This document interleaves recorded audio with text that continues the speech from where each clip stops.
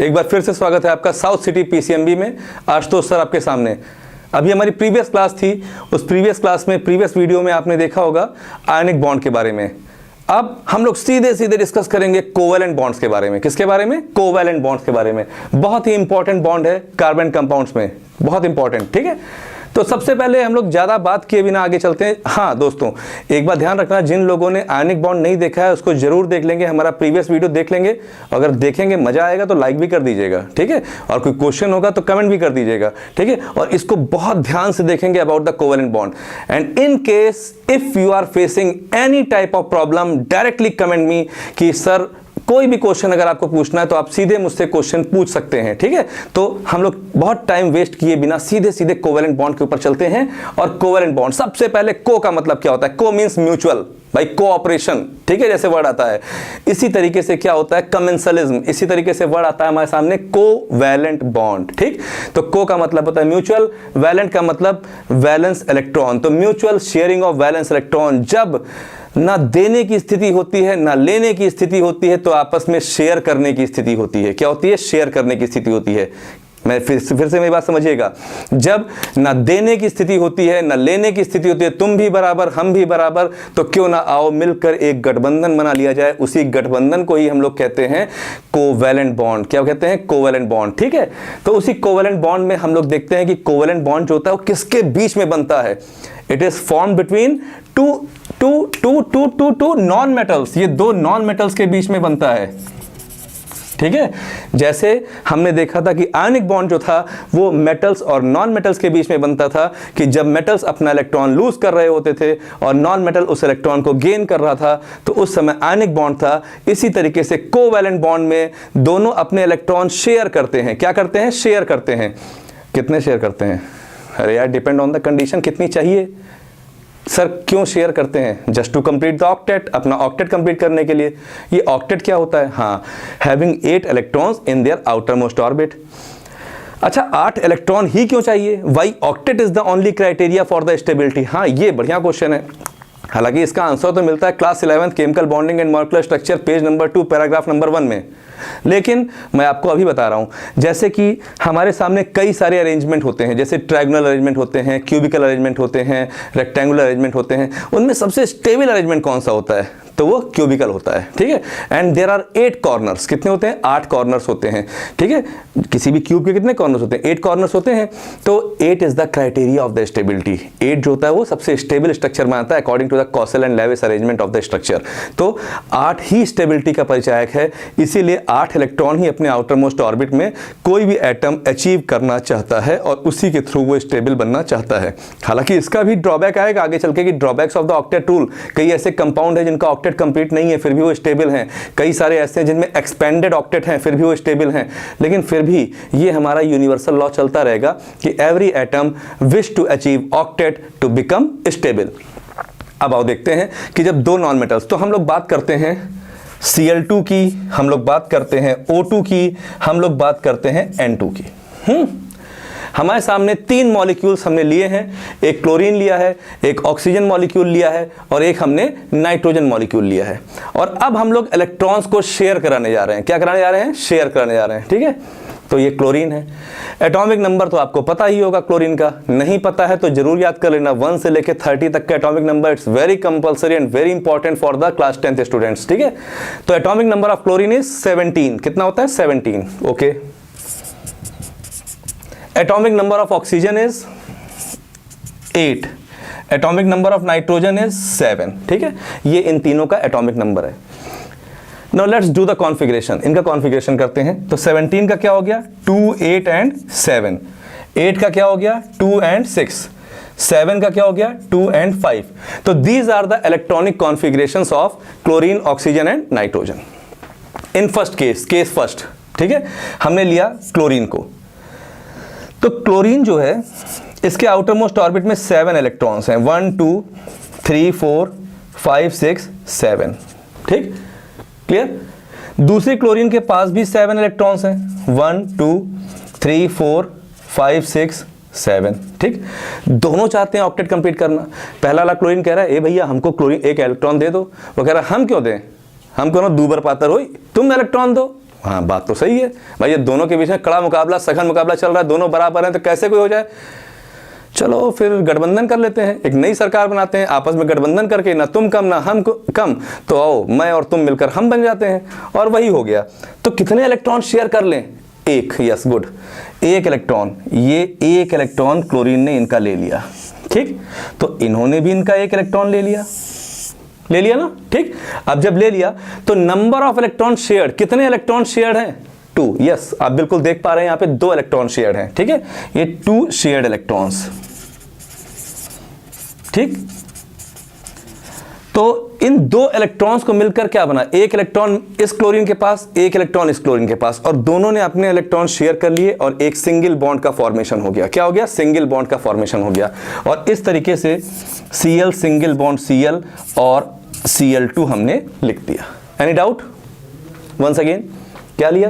Chlorine लिया, chlorine का atomic number लिखा, इलेक्ट्रॉनिक कॉन्फ़िगरेशन किया, आउटर मोस्ट ऑर्बिट के इलेक्ट्रॉन्स को देखे, valence. Sir outer most orbit के इलेक्ट्रॉन को क्यों देखा? अरे भाई किसको देखेंगे? जब हम आपको देखेंगे तो क्या देखेंगे? आपकी बाहरी शर्ट देखेंगे, आपका बाहरी पैंट देखेंगे, अंदर की तो कोई चीज़ दिखाई नहीं पड़ेगी ना। वो अच्छी है, बुरी है, कंपनी की है, नॉन कंपनी की, हम कहाँ जान पाएंगे? हमेशा बाहर से। अंदर से आप मेरे बारे में क्या सोच रहे हैं हमें क्या मालूम? बाहर से जो आप बता रहे हो वही तो हम जानेंगे। आपने कहा राम राम, हमने कहा राम राम, आपने कहा अस्सलाम वालेकुम, हमने कहा वालेकुम अस्सलाम, हमें क्या मालूम आप अंदर से हमें क्या बोल रहे हो? तो outer gesture, outer electron is being observe, खाली बाहर का ही ऑब्जर्व होता है, अंदर का ऑब्जर्व नहीं होता है। यहां पर भी सिर्फ आउटर इलेक्ट्रॉन यानी valence electron participate in the bond formation and the same thing is happening here. Clear? And in this way the single electron of both the chlorine are being shared and hence Cl2 is being formed, and this is known as single covalent bond. इसे बोलते हैं single covalent bond. Clear? Okay. आते हैं O2 के पास, ठीक? O2 oxygen. Oxygen is a good supporter of combustion. CO2 extinguishes fire. कोई जरूरत थी इसकी? नहीं, ऐसे ही बता दिया। आते हैं O2. तो oxygen, atomic number of oxygen 8, configuration outer most में कितने इलेक्ट्रॉन्स आए? 6. ओके, हमने ये लगाया ऑक्सीजन, ये सजाया दूसरा ऑक्सीजन, ठीक। पहले ऑक्सीजन के आउटर मोस्ट में हमने 6 इलेक्ट्रॉन जिसको क्रॉस से रिप्रेजेंट कर रहे हैं हमने लगा दिया, ठीक। दूसरे को हम डॉट से रिप्रेजेंट कर रहे हैं और ये 6 इलेक्ट्रॉन्स हमने यहाँ पर सजा दिए, ठीक। अब 6 वाले कितने इलेक्ट्रॉन ले ले कि 8 हो जाए? हाँ 2, सही कह रहे हो, 2 इलेक्ट्रॉन्स ले ले तो 8 हो जाएगा। तो जब 2 इलेक्ट्रॉन लेगा तो ऐसी कंडीशन में ये शेयरिंग हुई और इधर से ये शेयरिंग हुई, और नंबर ऑफ इलेक्ट्रॉन्स जो शेयर्ड हुए वो कितने हुए? 4 इलेक्ट्रॉन्स शेयर्ड, 4 इलेक्ट्रॉन की शेयरिंग हो चुकी है। और अभी हमने देखा था कि 2 इलेक्ट्रॉन जब शेयर हुए थे तो सिंगल बॉन्ड बनाया था, अब 4 इलेक्ट्रॉन शेयर हो रहे हैं तो कितने बॉन्ड बनेंगे? डबल बॉन्ड बनेंगे, and hence double bond is form between the oxygen molecule, और इसको हम कह सकते हैं O2, ठीक। This is double covalent bond. जैसे सिंगल कोवेलेंट बॉन्ड था, ये क्या हो गया हमारा? डबल कोवेलेंट बॉन्ड, ठीक। अब हम लोग आते हैं तीसरे पे, that is nitrogen molecule. Atomic number of nitrogen is 7, outer most में कितने इलेक्ट्रॉन्स हैं? 5। कितने इनको मिल जाए कि ये 8 हो जाए? 3, सही कह रहे हो, 3। तो ऐसे में ये नाइट्रोजन लिया, 1 2, और जितने हमको शेयर कराने हैं उनको एक साइड में लगा देंगे लाइक दिस, ठीक। यहां पर भी 1 2 3 4 5, ठीक। ये इलेक्ट्रॉन की शेयरिंग हो रही है, and now we are observing here that the number of electrons shared are 6. 6 electron shared हो रहे हैं। तो अगर 6 इलेक्ट्रॉन शेयर्ड हो रहे हैं तो ऐसी कंडीशन में यहां पर ट्रिपल बॉन्ड हो जाएगा। क्या हो जाएगा? ट्रिपल बॉन्ड, और इसे हम बोलेंगे N2। तो this is triple covalent bond, this is triple covalent bond. बात समझ में आ गई? कोवेलेंट बॉन्ड क्या होता है? Covalent bond is the bond which is form by the mutual sharing of the valence electron. It is form between the 2 non metals, ये 2 non metal के बीच में बनता है। होता क्या है? जैसे कि हमने single covalent bond, double covalent bond, triple covalent bond. Single covalent bond कब बनता है? जब 2 इलेक्ट्रॉन शेयर होते हैं 2 नॉन मेटल के बीच में, then single covalent bond is being formed. जब 4 इलेक्ट्रॉन शेयर होते हैं तो double covalent bond is being formed. जब 6 इलेक्ट्रॉन शेयर होते हैं तो हम कहते हैं triple covalent bond. Is it clear to everyone? ये बहुत ही इंपॉर्टेंट कॉन्सेप्ट था, इसी पर ही पूरी कार्बन कंपाउंड्स का चैप्टर आपके ऊपर बेस्ड है, और आगे भी जो हम देखेंगे वो बहुत ही इंपॉर्टेंट है इसी के पॉइंट ऑफ व्यू से। इसको नोट कर लीजिएगा। If you are having any doubt you can ask it, आप उसको पूछ सकते हो। ठीक है, अब हम लोग थोड़े बड़े बड़े कंपाउंड लेकर चलते हैं जो आपके ऑर्गेनिक केमिस्ट्री में हैं।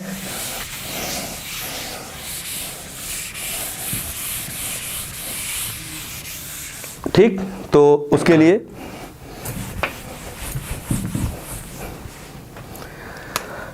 जैसे एग्जाम्पल हमने लिया CH4, क्या लिया? CH4, this is known as methane.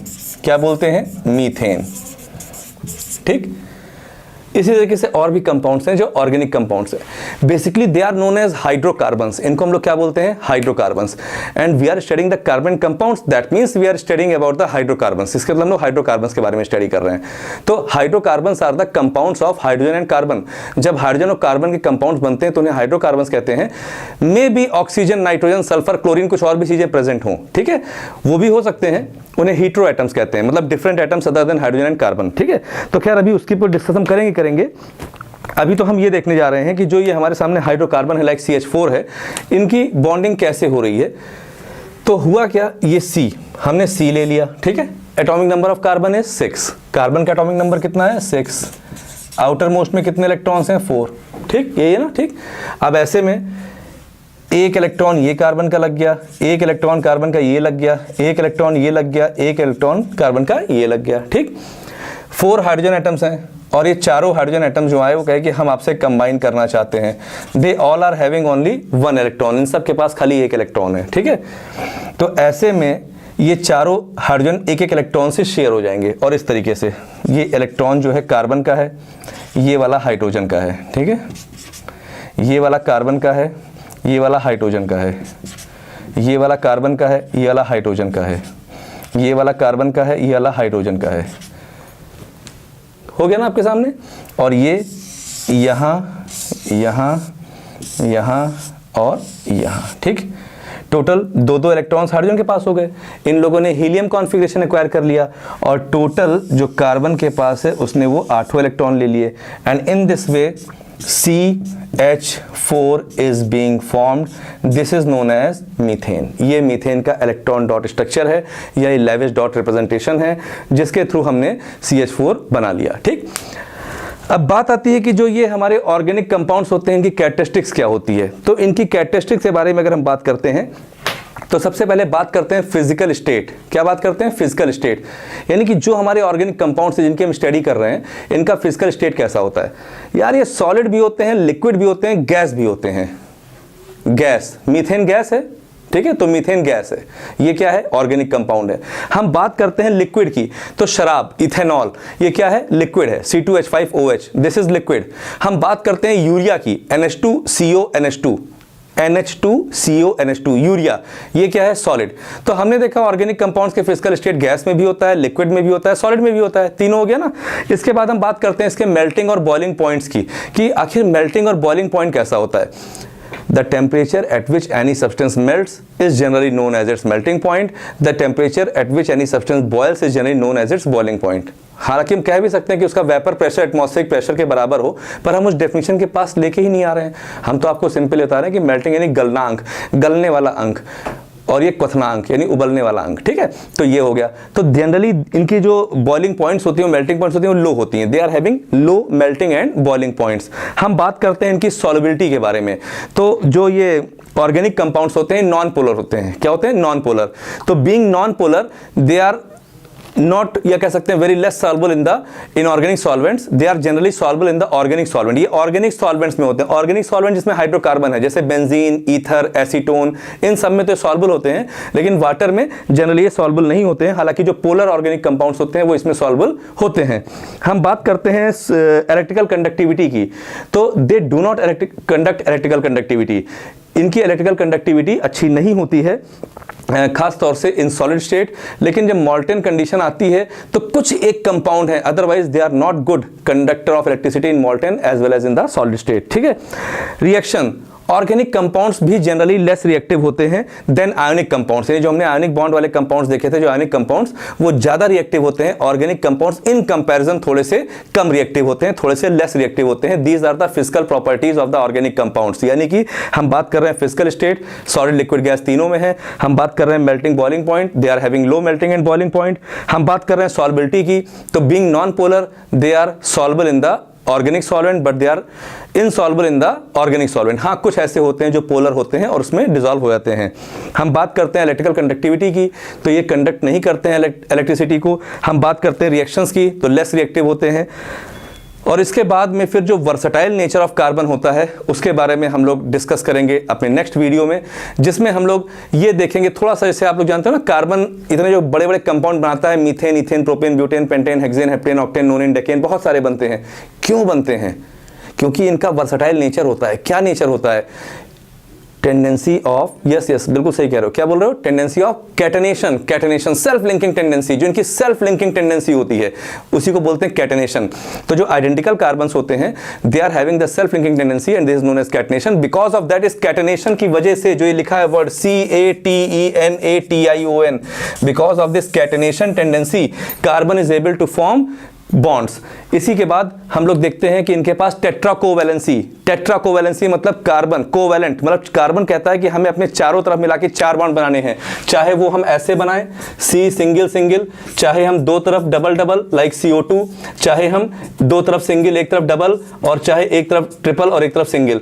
और सबके एग्जाम्पल्स हम देख पा रहे हैं, जैसे यहां पर CH4, यहां पर CO2 और यहां पर HCHO, यहां पर HCN। तो कार्बन कहता है कि हमें 4 बॉन्ड बनाने हैं। वो सिंगल सिंगल भी हो सकता है, वो डबल डबल भी हो सकता है, वो ट्रिपल भी हो सकता है, बस लेकिन सिंगल, डबल और ट्रिपल। तो कार्बन खाली 3 ही बॉन्ड बना सकता है। तो इसका मतलब एक तो क्या हुआ जो हमने बताया आपको पहले, वो ये था कि कार्बन के अंदर सेल्फ लिंकिंग टेंडेंसी है जिसे हम कैटेनेशन कहते हैं, और दूसरी टेंडेंसी है जिसे हम लोग टेट्राकोवैलेंसी कहते हैं, और तीसरी कंडीशन है इसकी सबसे important isomerism. Iso means same, meros का मतलब part, given by Berzelius. Isomers are generally those organic compounds which are having the same molecular formula but different structural arrangement. Isomers एक ऐसे ऑर्गेनिक कंपाउंड होते हैं जिसका मॉलिक्यूलर फॉर्मूला सेम होता है but structure differ करते हैं। जैसे ग्लूकोज, फ्रक्टोज, दोनों का मॉलिक्यूलर फॉर्मूला C6H12O6 है, लेकिन दोनों के स्ट्रक्चर डिफरेंट हैं। ये क्या हुए? आइसोमर्स हुए। ठीक है, तो isomers, tetracovalency and catenation, these are the 3 unique properties of carbon और वर्सटाइल नेचर ऑफ कार्बन। ठीक है, ठीक है। तो नेक्स्ट वीडियो में हम लोग सीधे हाइड्रोकार्बन्स पर आएंगे और उसके क्लासिफिकेशन पे आएंगे। लाइक करते रहिएगा, बने रहिएगा, कमेंट करते रहिएगा, शेयर करते रहिएगा जिनको आवश्यकता हो, क्योंकि you all are in my heart but not in front of me. तो इसलिए ये माध्यम है। Okay, bye.